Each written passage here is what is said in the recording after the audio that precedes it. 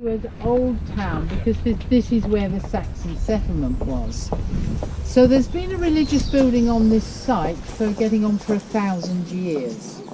Our current church, the main tower and naves are built in the 1200s.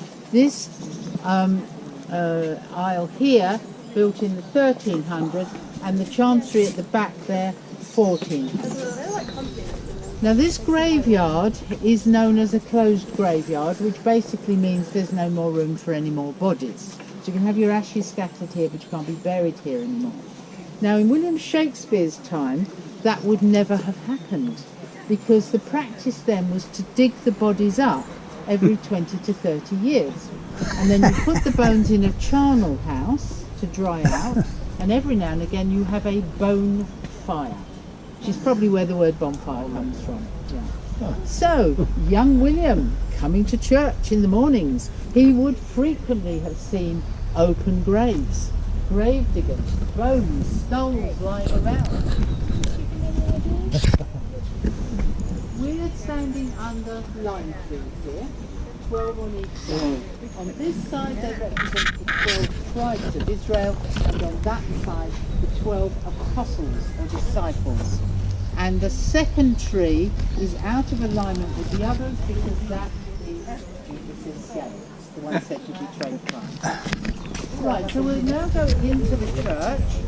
The church, I can take you down to the grave. The church do ask for a donation, and when you're on this tour it's £2 instead of £3. Now, is everybody happy with that, or is there anybody who does not want to do that? What, £2 for all of us? That's pretty good going. Yeah, that's it. Now, as we go in, be careful, there's a step down immediately.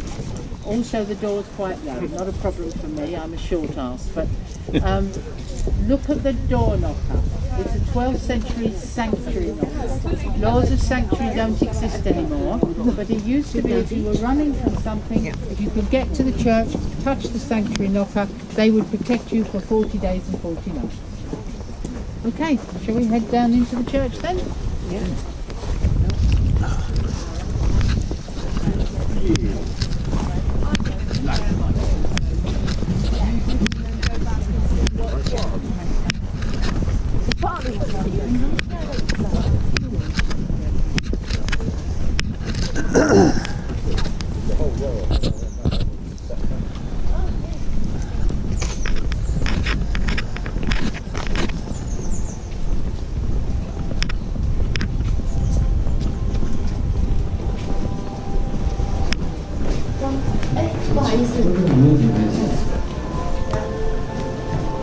Okay, watch your head.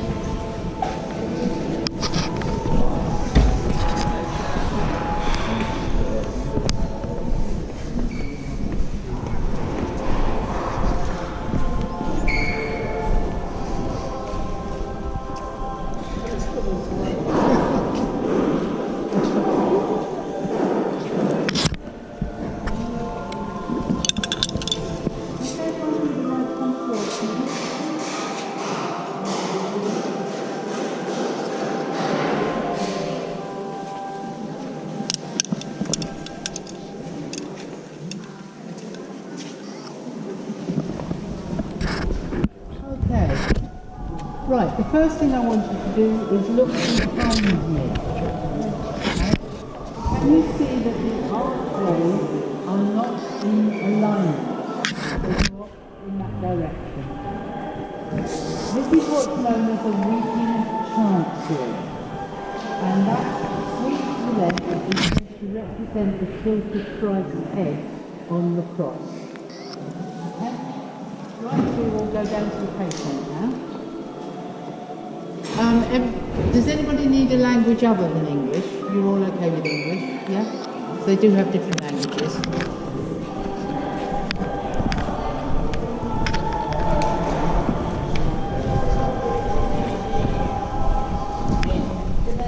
Hello. How are you?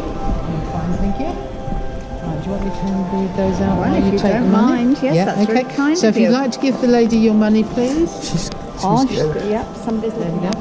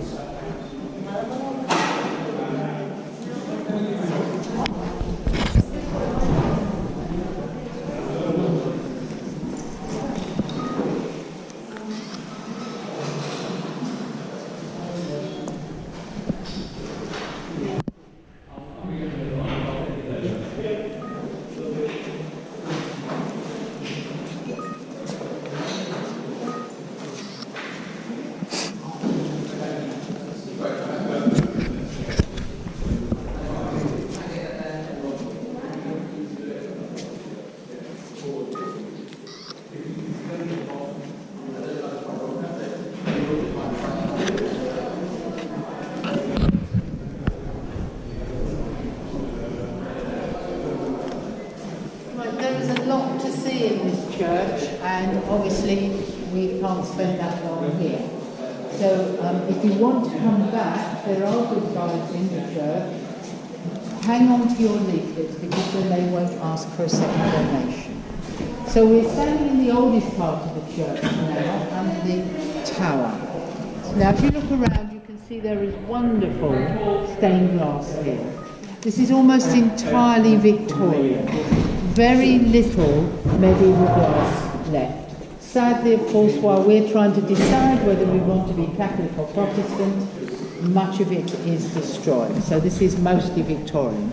I'm only going to point out one window here, because this was a gift from the United States of America. So thank you, our American friends.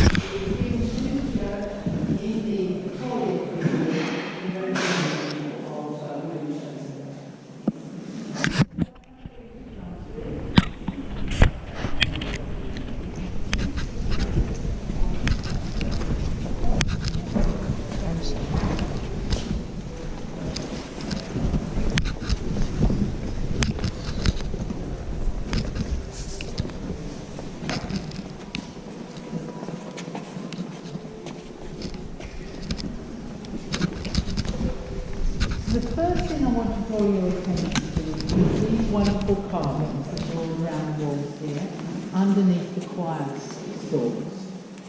These are known as misericords, which comes from to give mercy or to give relief. They all date from the 1400s. There are still quite a few churches left with them, and they are all from that medieval period. Medieval, incidentally, historically speaking, finishes in 1485 when Richard III is killed by Henry Tudor. The Battle of Bosworth. We then go into the Tudor period. So if I say medieval, it's prior to 1485. So back in medieval times, church services continued for hours, and you were not supposed to sit down in the sight of God. So somebody came up with the idea of the heavy carvings underneath the seat and that little lip, so you could just balance yourself, rest your knees and look like you are still standing up. Each church that has these carvings still, they all have their own set of designs, and here ours portray medieval life, sometimes with a bit of a joke attached. So I'm going to point out just two things to you. The one behind me here represents the sculptor's rifle. I'll move out of the way so you can have a look. In medieval times, if your wife had too much to say for herself, she was a gossip or a nag, then you were allowed to ask for a sculptor's rifle to be placed over her head and rolled down. This was a cage with a prong that went into the mouth to depress her tongue. Yes, quite. They are now illegal. Now, I don't want you to think that we have anybody born their own way. I'll tell you.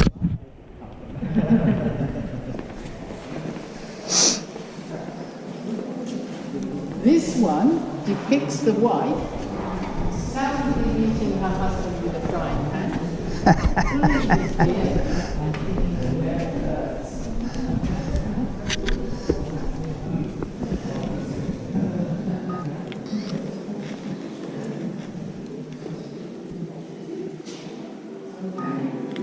The next most important to draw your attention to is this. This is the James I Bible, sometimes referred to as the chained Bible, because it was chained down in the churches. James I of England, Scotland, he's the one that comes after Elizabeth I. He was determined that there should be a Bible in English, whole Bible, so that everybody could access the Word of God themselves and didn't preach, because we're now Protestant country. This took a long time, 7 years, and a lot of people were involved. And we know who they were, we have a list of all their names, and I can assure you that William Shakespeare's name is not on this list.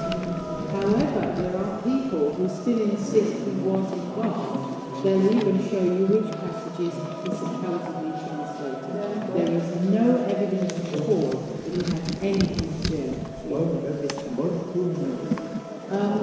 Some people are so positive, they believe he actually left a coded message to taste and treat. This was a very popular idea in the 17th and 18th century. It was Dan Brown who really popularised it now. William Shakespeare was 46 when this Bible was printed in 1611. So if you turn to Psalm 46 and you count 46 words in from the beginning, you'll find the word shake. You then go to the end of the psalm and count 46 words back, and you find the word spirit. Isn't that amazing? You can find the same message in anything if you look hard enough. What I do know is that William Shakespeare knew this Bible, his actual Bible. He was a lay rector in his church. He would have read from this Bible.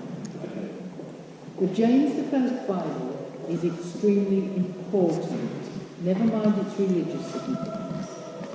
The English language was not considered to be a written language. All documents are in Latin, everything is in Latin.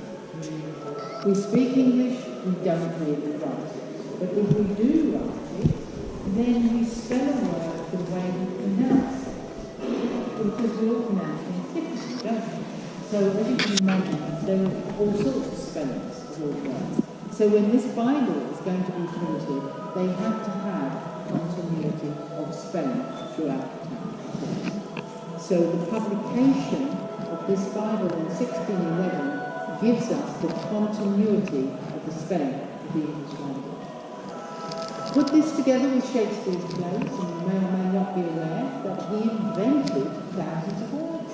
If he couldn't find a word to quite fit, he just invented a new one. So he expanded the size of the English language phenomenally. Those two books, his plays and this Bible, this is what we speak today. It's the language we speak today. And of course, when people first went over to America, which books did they take with them?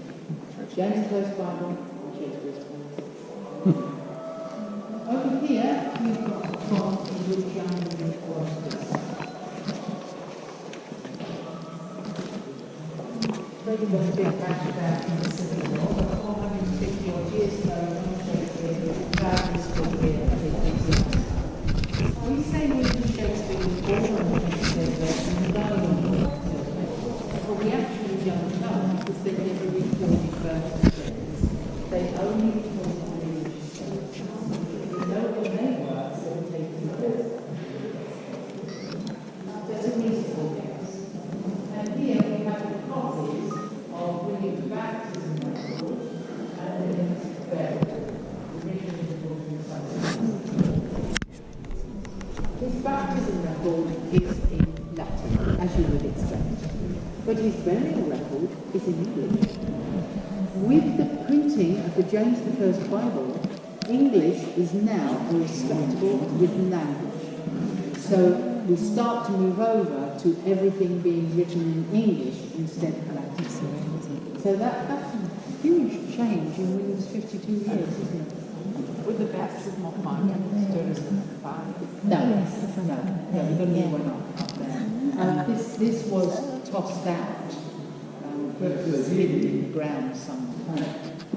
So it definitely wasn't here. We just have it here because it's next to everything else. So this is William Shakespeare's grave here. His wife, Anne, is next to him. The other side is a Thomas Nash. I'll speak more about him later. And then you have Susanna, William's eldest daughter, and her husband, Dr. John Hall. Now, William's grave is famous for the curse on it. Good friends for Jesus' sake forbear to dig the dust enclosing him. Blessed be the man who spares these stones, and cursed be he who moves my bones. Nobody knows who wrote that, nobody knows when he got put on the grave, and nobody knows why. You You get dug up if you're outside. You do not get dug up if you're here. You've paid to come into the church. So I do not know why it is there. However, it has been quite useful because over the centuries several people have applied to open the grave to see if there's anything buried in there of interest. I don't know what they're looking for, lost plays or whatever. And there's also been several moves to getting down to London to Poets' Corner. And I'm glad to say the church has always been able to point at the purse and say, wouldn't touch him if I were you. So he is still here where he was born and where he died. Now you can see all these graves are right in front of the altar, an important place. But when William died, he was not a world-renowned player, was he? So why is he here with all his family? Because of how much money he gave to the church.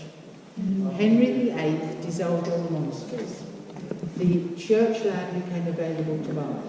And it was a good business proposition because you got rents all times. And we know William Shakespeare, definitely a good businessman, purchased a lot of church land. The church now doesn't have an income. So ecclesiastical laws were introduced which said if you now own ex-church land, you must give some money towards the upkeep of the church. So depending how much money you give towards the upkeep of the church dictates how close you get to the altar. So William is obviously doing quite well with so many family members here. The others, of course,